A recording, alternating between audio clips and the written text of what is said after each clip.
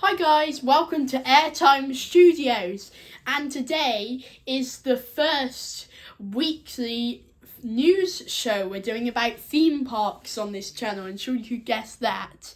But before we jump into all this fabulous news, we've got a big one planned today.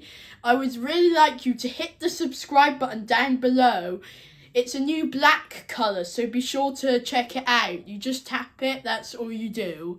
So yes, now let's jump into this video. Today, as of filming, it's the 6th of November 2022, and today is the date that Nemesis closes for its big refurbishment.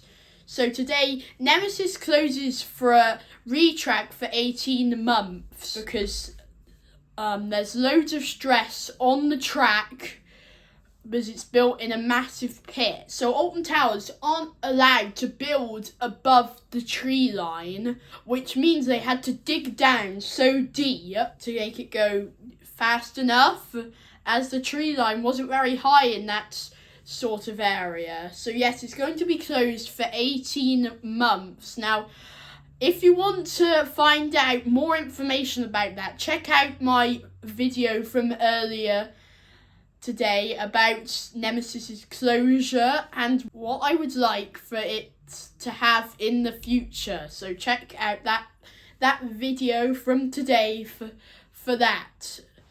So yes, Nemesis is closing, and if you're watching this and you went there today, then well done, you got on it in its last day. Of course, I couldn't. I went there a couple of weeks ago. So hopefully it's quite good after the refurbishment. The only thing I'm quite disappointed about is the fact that they're filling the track with sand, so it won't make as much noise anymore, unfortunately. So the iconic roar you hear is not going to be there anymore. So next up, you might have heard about Hurricane Ian in Florida, and this actually caused damage to the Ripsaw Falls ride at Universal Studios Islands of Adventure. So that's been heavily damaged, and it could possibly be closed for up to 9 months. Now, anyone who lives out in Florida and might be watching this video will know just how horrendous the storm was. I don't live in Florida, but I've heard loads of stories about how bad it was. So if you're watching in Florida, then well done for getting through the storm, but Ripsaw Falls didn't entirely, so it's going to have a big refurbishment now because of Hurricane Ian has caused damage to it. It's very sad. But something that's very happy in the news this week is Thorpe Park's Project Exodus has finally been approved for planning permission. So if you don't know, Project Exodus is planned to be the new UK's tallest roller coaster, overtaking the big one. The big one stands at a height of 213 foot, or 235 feet from sea level.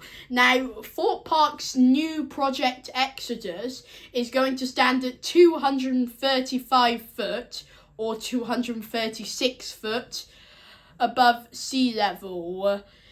So yes, I'm giving you the two measurements there because Blackpool wrongly advertised the big one above sea level. So at least Thorpe Park have managed to sneak the sea level 1 foot higher. So Blackpool's advertising won't affect Blackpool saying theirs is taller. So, Project Exodus has been in quite a trouble recently with all sorts of agencies rejecting some of their plans, especially the Environmental Agency, who wasn't very impressed with the flood zone. Flood zone 3, I believe, according to the planning permissions, was all across the park, and they've never had a problem with it before, so for some reason they've had a problem this time, but it's finally been approved. The only thing people don't like the look of Project Exodus, me included, is the fact that it's going to be very short. So subscribe if you think Project Exodus is going to be very short, just like me. as Project Exodus is definitely just it's going to be quite a stunning roller coaster, being the tallest in the UK, but it's also not going to be the longest. It's highly rumoured to be manufactured by Mack Rides, and it's going to have some massive inversions on this. Yes, inversions on a hypercoaster. You heard me right. That's a surprise, isn't it? So it's going to go down the first drop, twist around on the drop, 90 degrees, and then it's going to go into a massive, like, loop kind of element. It's not a proper loop, just like Merlin liked to do. Merlin liked to just use weird loops, just like on the Smiler. What have they got on the Smiler? A weird bat wing, not proper dive loop. They didn't even have any vertical loops on the world's most inverting roller coaster.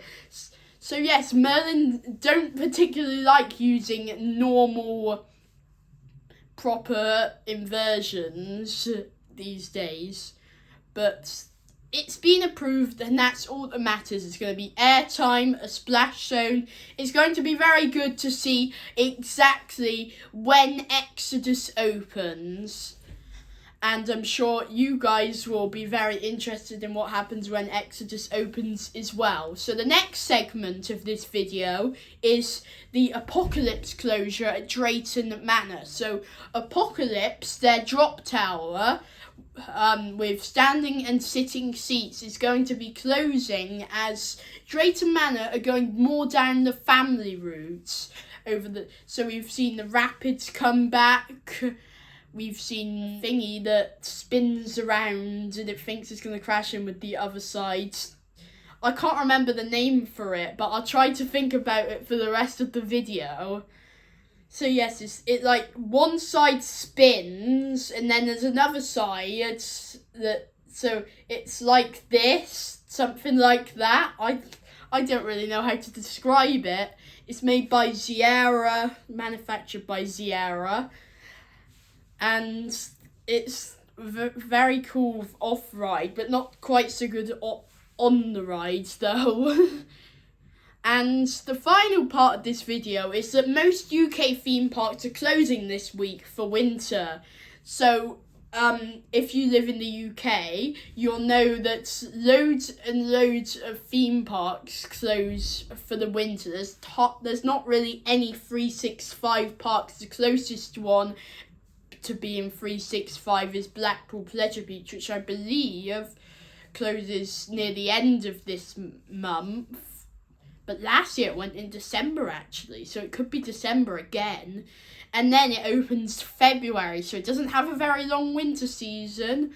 We'll have to see if Valhalla's done in the winter season, which it most likely isn't, because Valhalla's taken forever and Valhalla may never come back, it feels like, for some people. But yes, this is my new weekly theme park news show. If you have a better name for it, I'd like you to suggest it in the video that the comments are switched on. And then I'll think about names for this show and then I can add them. So yes, this show is going to be every week on a Sunday, so stay tuned for that. On the rare occasion we might not be able to upload it on a Sunday and it might have to wait for a different day. But yes, this is my new weekly theme park news show. I'll see you next time from me.